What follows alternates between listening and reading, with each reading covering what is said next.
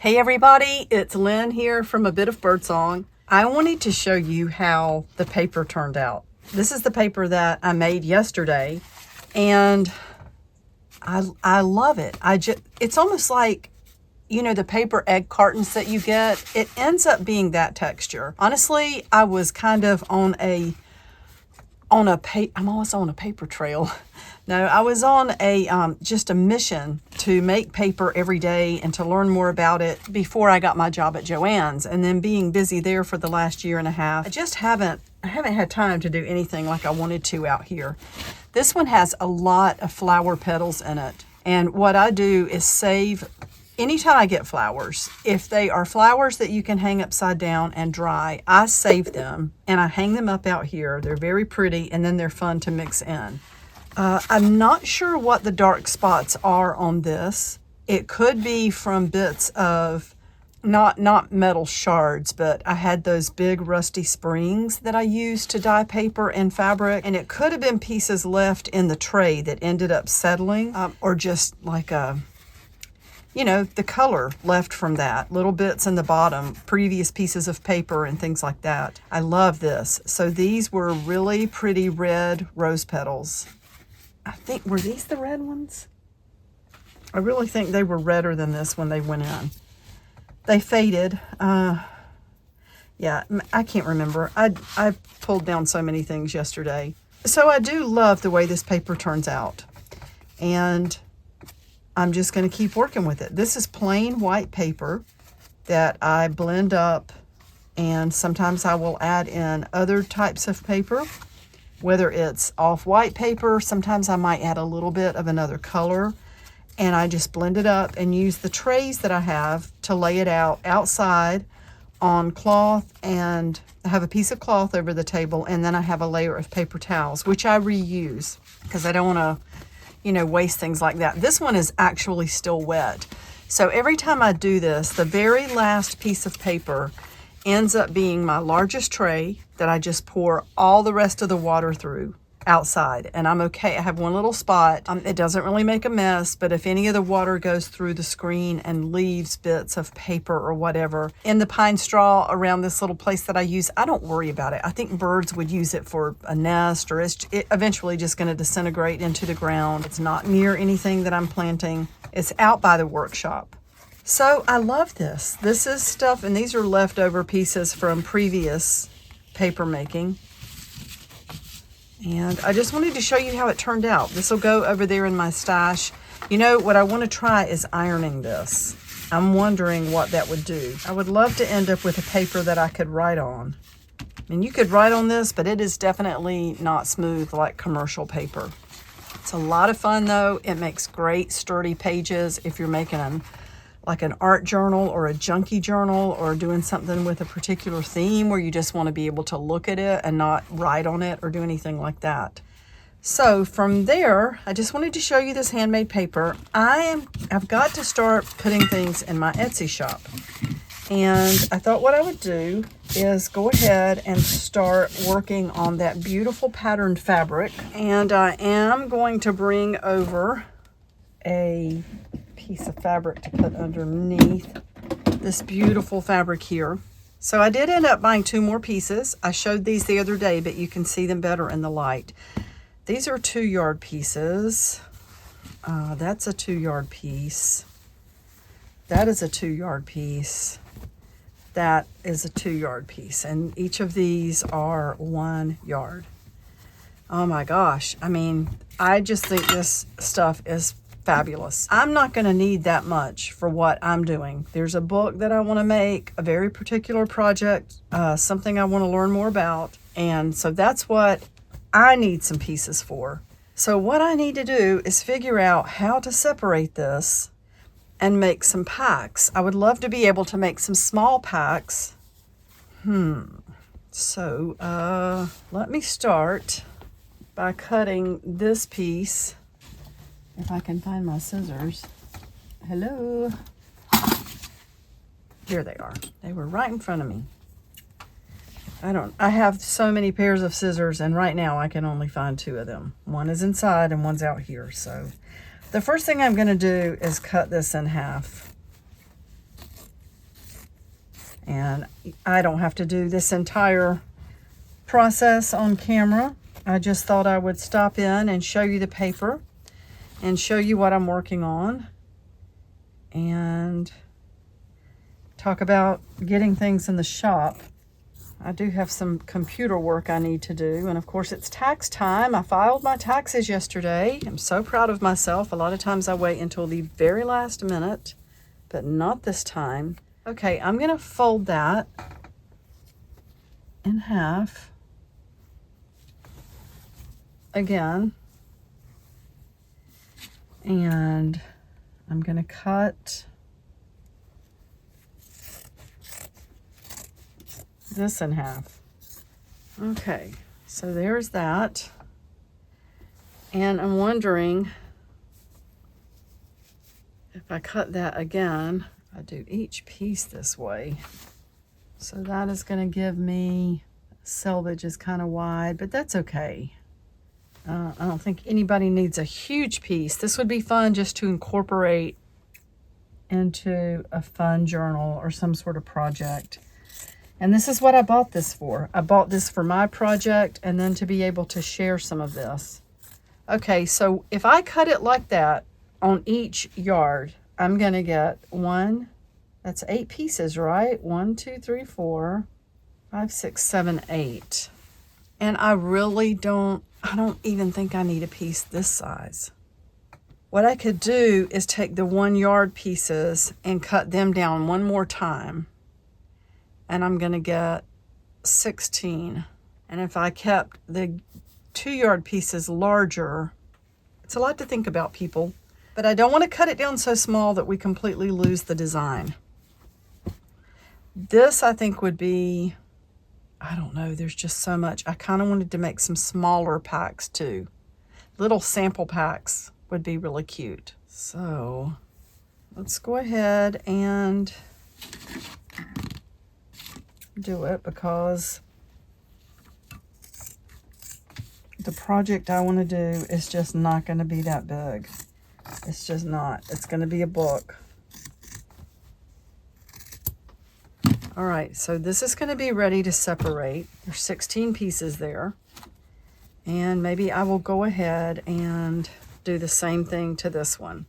And I'm not going to bore everybody by making you watch this whole thing. I'm just very excited to be working on this. I'm going to have a lot to go in the shop. I just need to get it all in there. That needs to be a priority every day for me, to get things listed, to get the zines up, because this is a business, as I've mentioned. And I appreciate everybody's support. I try to voice that as much as I can. What was I going to say? Oh, but it's not even been a week since I left Joann's. And I have had to decompress. It has been wonderful to be able to work in the house. I've been cleaning every day. I've been decluttering, organizing. I've been menu planning, because if I'm going to be here, we're not going to be eating out as much as we did before. We both like to cook, and Jason's amazing. He's just so wonderful about stuff like that. So we didn't eat out all the time, but I would say probably 3 times a week, easy, we would have to get takeout, because everybody was just too busy and too tired. If that makes sense. I love this. Oh my gosh, I love this so much. Okay, so there's 4. Let's see, I want to keep it straight. And we're going to do one more time this way.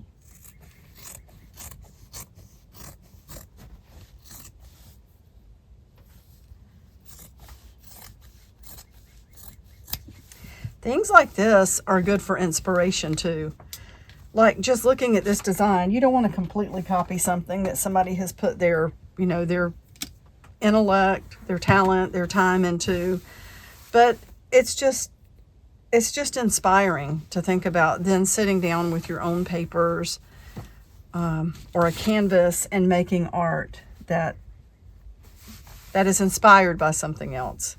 So I think we're going to cut this one more time because this is a 1 yard piece. And then I will stop recording because, or maybe I'll take a break and come back and show you what I've got.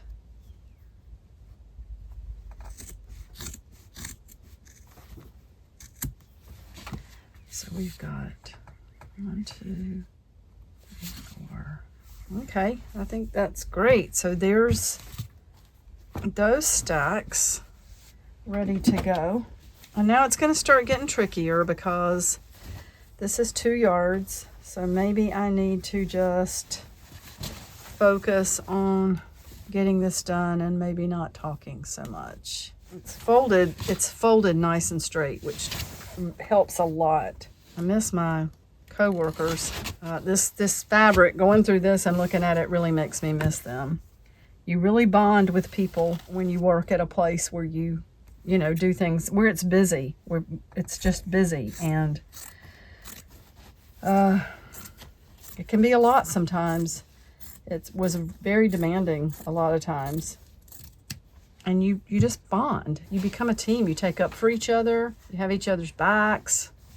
You know, you cover for each other.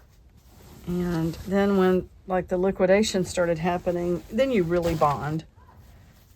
So I do miss everybody a lot. So this is a 1 yard piece. And the first thing I need to do is cut down this side. Okay, I'm going to stop recording for now. And then I will be back to show you what I have as far as packs.